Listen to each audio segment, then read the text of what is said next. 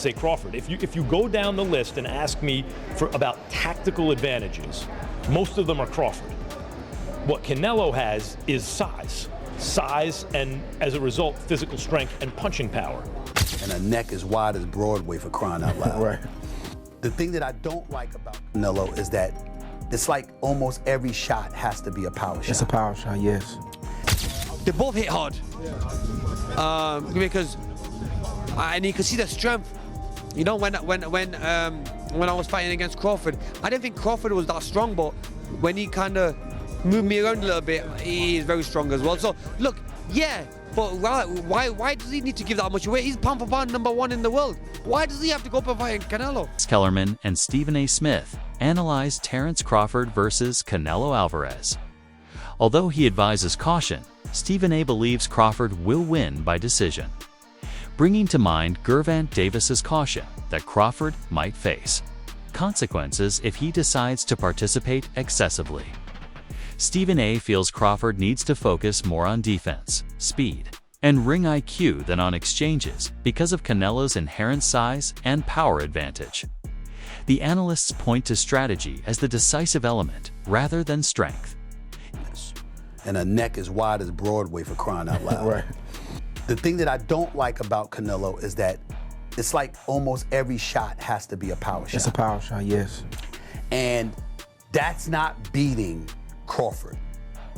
I will confess, I think Gervonta Davis's trainer, Cal, I think he said this. He said Crawford could find himself in trouble, and I'm not sure it was him, but I think it was him. He said Crawford could find himself in trouble if he decides to engage with Canelo, because Canelo is the naturally bigger, strong fighter. And I don't care that Crawford's gotten bigger, and I don't care that Crawford's going to go in there just as big as Canelo. Canelo is accustomed to fighting at the weight. According to Max Kellerman, Terence Crawford has a technical advantage because his skill set seems more refined overall. He draws attention to Canelo. Alvarez's robust chin and broader physique, which naturally provides strength in exchanges. However, Canelo's latest performances have shown a minor dip and haven't been as dominant or sharp as in the past. The bout is framed as a contest between timing and durability, because of the contrast between Crawford's skill and Canelo's size and fortitude. Great chin, a great chin. But in terms of, if you want to go skill for skill, especially the recent version of Canelo, who's had to turn into a seek and destroy guy, who had to learn as his career went on to cut off the ring and not just follow guys around. Like Lara, Trout, Floyd, he followed those guys around. He had trouble because he's really a natural counterpuncher who wants you to come to him. But in recent years at super middleweight, he's gotten really good at cutting off the ring. Again, last fight notwithstanding. So as an overall suite of skills, recent vintage, it's been Crawford. Okay. But Canelo also is skilled and has a larger skeleton than Crawford. No matter what they weigh, Canelo's the bigger guay. Yeah. You briefly mentioned Canelo's power, so who, I would assume Canelo has the You'd have to think, unless Crawford, Crawford was on a knockout streak until he moved up to junior middleweight and then failed to stop Madrimov. Renowned boxing pundit and former champion Antonio Tarver has publicly backed Terence Crawford, while also recognizing the enormous difficulty this fight poses. Tarver claims that Crawford has continuously demonstrated his abilities in a variety of weight classes. However, this battle is very different. He emphasizes that Canelo Alvarez has never really faced a bout like this before, and it is also Crawford's hardest test. You know I'm Bud County all the way, but this is going to be the toughest fight, the best fighter Bud has ever been in the ring with. And arguably, this could be the best fighter Canelo has ever been in the ring with. We'll find out which one is which on September 13th. Antonio, I appreciate your time. Safe travels back home. Man, I appreciate it. Thank you. Thank you, Antonio. Known for having a high boxing IQ, Timothy Bradley Jr. thinks the first round of Canelo versus Crawford will be a methodical affair. He believes that early on, neither fighter would take any needless chances and will instead use the round to assess movement, timing, and openings. Bradley claims that Crawford is particularly patient before setting traps in major fights because he prefers to see what his opponent has to give. However, Canelo has also demonstrated a propensity to feel out the distance throughout the opening round and make adjustments as the bout goes on. Bradley points out that because of this chess-like strategy, the opening round will be a tactical information exchange rather than a show. So Crawford wants to feel his punching power as well. You know, in the beginning, it's all the position balance. Like both guys are trying to get balance and trying to find their rhythm. You know, understanding their distance to where they can punch and at the same time avoid getting hit. You know, it takes Crawford a little bit more time than I would say Canelo to get right to it. Canelo, although I would say he is a prolific counterpuncher, fantastic counterpuncher. You know, he tends to find his spots a lot quicker. You know, and the indication of that is when, if you look at any of the boxers that Canelo has faced, Trout, even Danny Jacobs, even when he fought against Charlo, you just check out the first round. You know, he usually takes off, just feels the power, you know, cruises, you know, see what these guys know, couple of feints, level changes, you know, just gathering information, right? Crawford does the same and similar things. So I think the first round's going to be a real, like, calm and cautious round by both fighters. But in the second round, Canelo's going to start applying that pressure, man. Pre-engagement with Crawford is a little bit more difficult than a Charlo, okay? You know, let me explain this. So pre-engagement is the movements before you get into that sweet spot, which is mid-range, to be able to let your hands go, right? Both guys are trying to counter each other's movement. Both guys are looking at each other's, you know, hands, trying to anticipate what they believe is going to come next. Amir Khan has a distinct viewpoint on this fight because he has sparred with both Terence, Crawford, and Canelo Alvarez. Khan emphasizes that, especially at welterweight, Crawford has already established himself as one of the greatest fighters of all time. He cautions that there is a reason boxing has weight divisions, because going up against competitors who are inherently larger involves a lot of risks. Khan feels that Crawford didn't really need to shoulder the weight of Canelo's challenge. Despite this, Khan recognizes the desire behind Crawford's choice because his reputation as a great fighter is already well established. He views it as a daring attempt to silence skeptics and accomplish something that very few fighters in history have accomplished: to transcend weight class boundaries. Khan, however, is unambiguous. Even though Crawford is a top-tier athlete, facing Canelo is a risky move that might either permanently improve his standing or jeopardize his career. All the build-up, they're nothing but respectful. Yeah. I just feel that, you know, in boxing, weight divisions are made there they make them for a purpose, and I highly respect and say pound for pound the best fighter is Crawford by far, and beats anyone. But when you start putting weight on and you go up a weight and you fight these guys like Canelo, even though Canelo might be now getting a little bit older and it might be slowing down a little bit, but he's still going to be very dangerous. That punch power, you're still going to get tagged, you're still going to get hit. You're going to have to spar heavier guys to get ready for that anyway, so you're going to be taking a lot of wear and tear anyway. You're going to have to put adding a few pounds on. Does he need to put that pressure on himself? He's done what no one's ever done before. 2-time undisputed world champion. So why not just enjoy? But obviously you want to go for that next challenge. Now for him, he wants to go for that Canelo. I would advise him not to go for that. But if he's the man and he knows how good he is himself. So I can't really say to him that do this or do that. So really, he believes in his skills. He feels he believes in his skill. We can't answer for him. Yeah. We let him go and do it. You know what I'm saying? And we all might be wrong. Yeah. He might be even stronger than Canelo. He might pack the weight on well, that he might do really well in there. So look, you fought them both. Like what are the differences between them? Obviously, he's Canelo's strong and he's easily hit. Very easily hit, very easily. Yeah. Compared to when I fought against Crawford, I couldn't hit clean. Yeah. So really, that's the difference. And they both hit hard. Because and you can see the strength.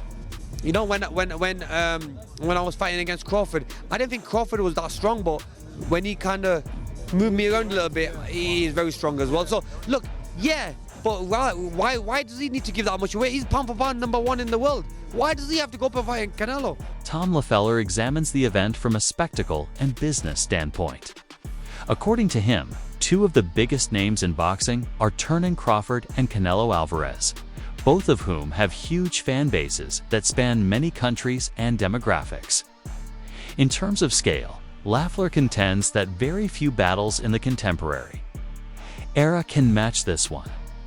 The duel represents a collision of two civilizations as well as a contest of skill.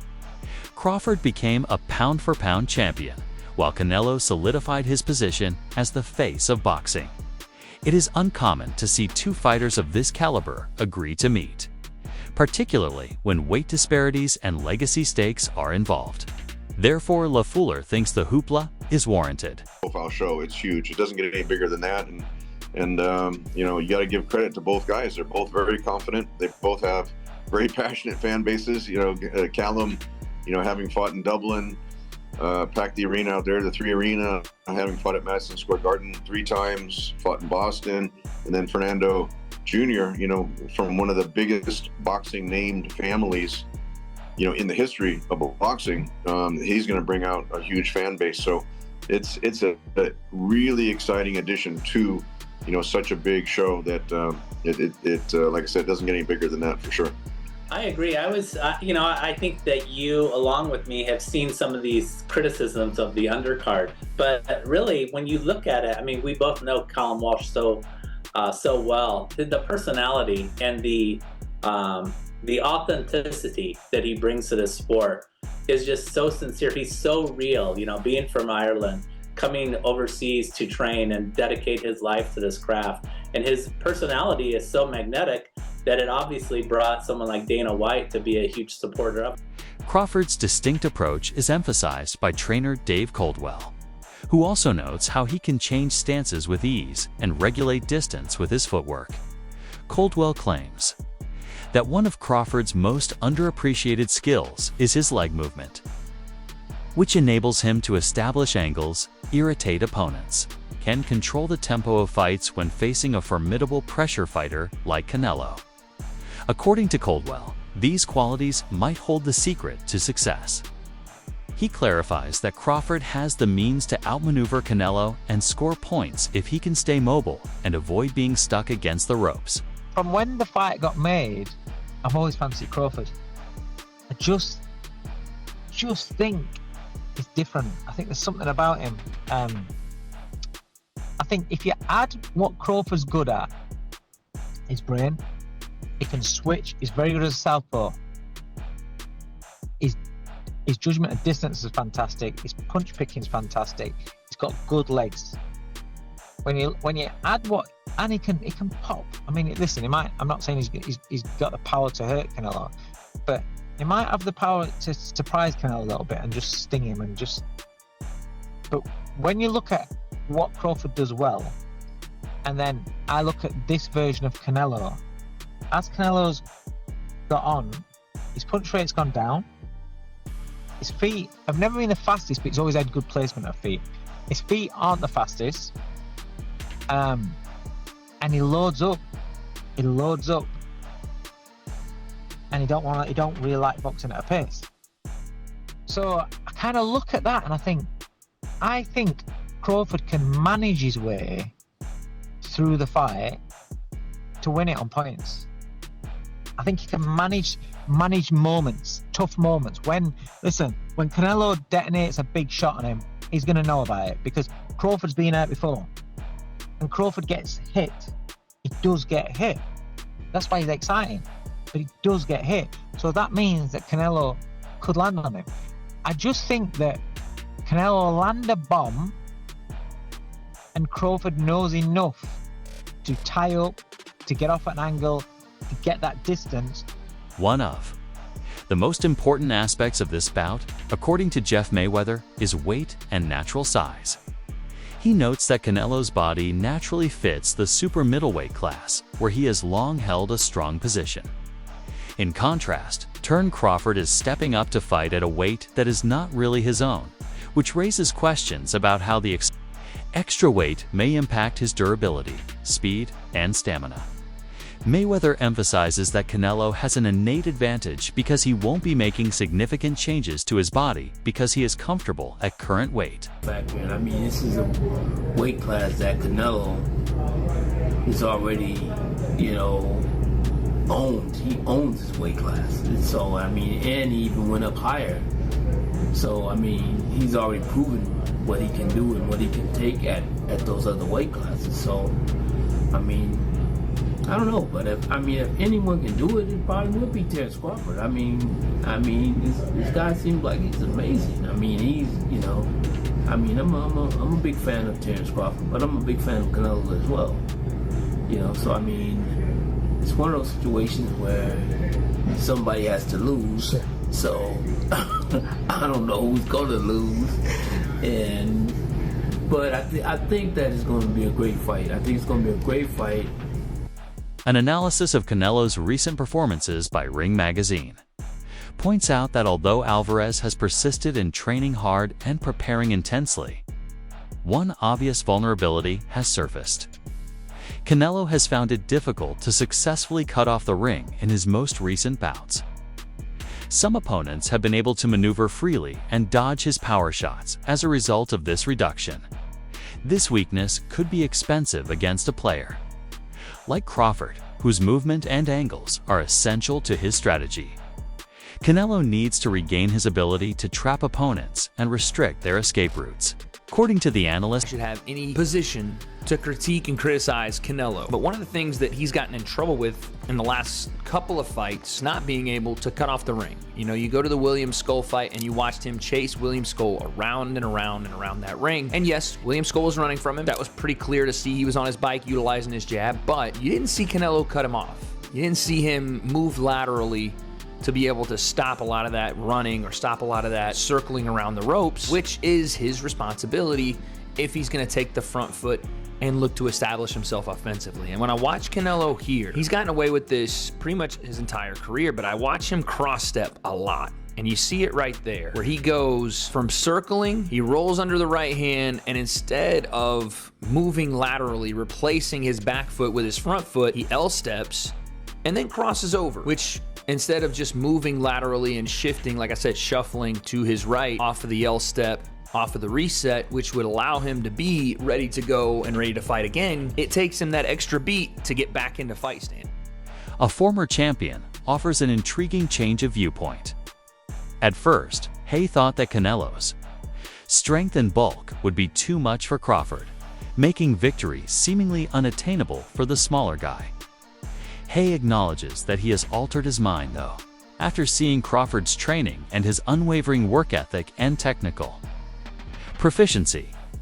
Although he acknowledges that he initially struggled to understand it, he now believes Crawford has a genuine chance of winning. Canelo, I've been a fan of his for a long time, and likewise with Crawford. I never thought there was a version of reality where they'd both be in the ring with each other.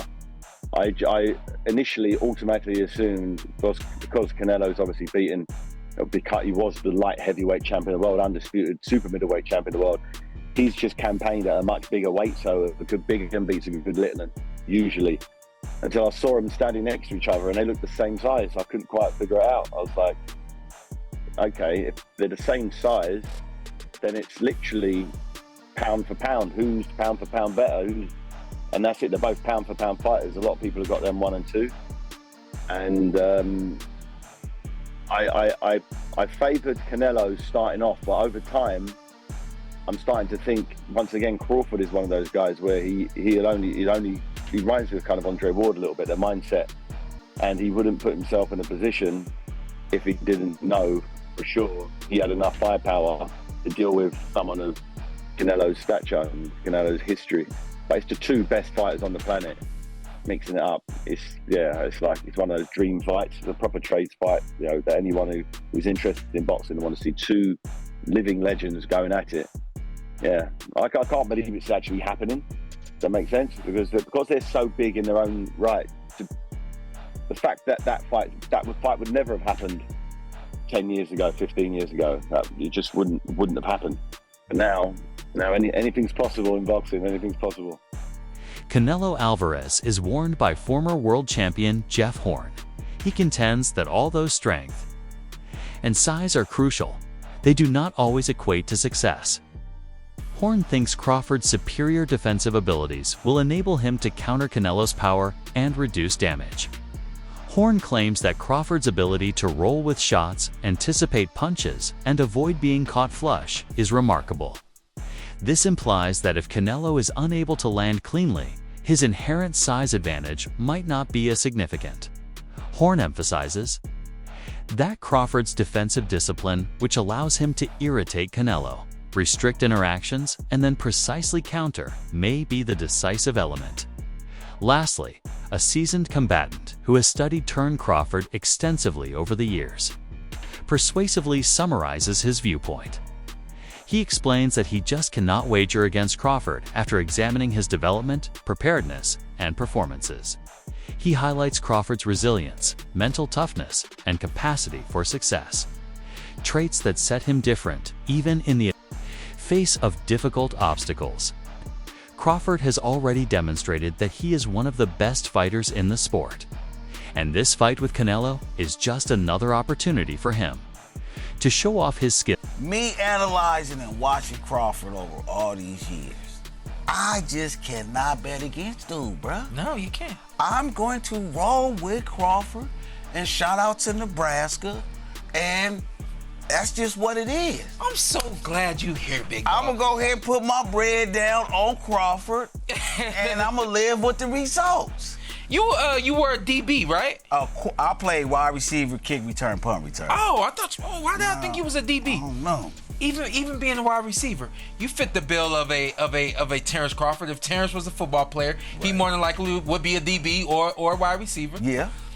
How much weight did you put on leaving high school going into college?